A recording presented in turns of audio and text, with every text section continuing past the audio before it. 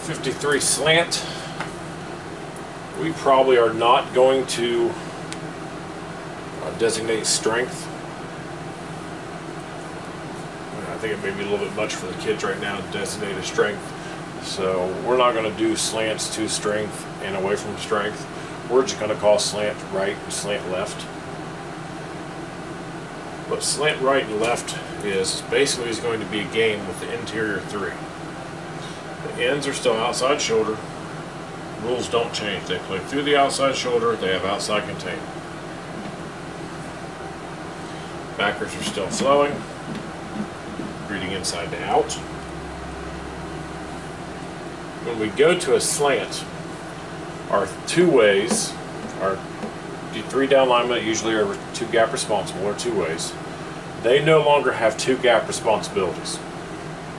They're going to slant to a designated side. So let's say, for instance, we are doing slant left. Anytime there's a slant, we are doing it from our defensive point of view. Right? So if we are looking as the defense, our left hand side is actually going to be to this side. This is our left defensive end. That would be our right defensive end. So if we slant left, we're actually going to be slanting to the defense's left, not the offense's left.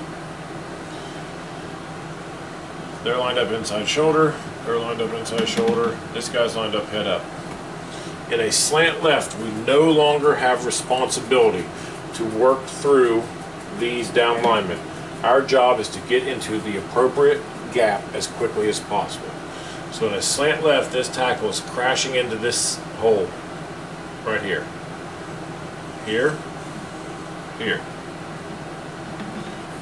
We are no longer gap responsible. Our job is to crash or slant into that hole as quickly as possible to try to get penetration upfield. We still have backers back there that are going to be able to help with by them reading inside out. Because if you look at this, you actually have three gaps that are unaccounted for. Well, we also happen to have three linebackers.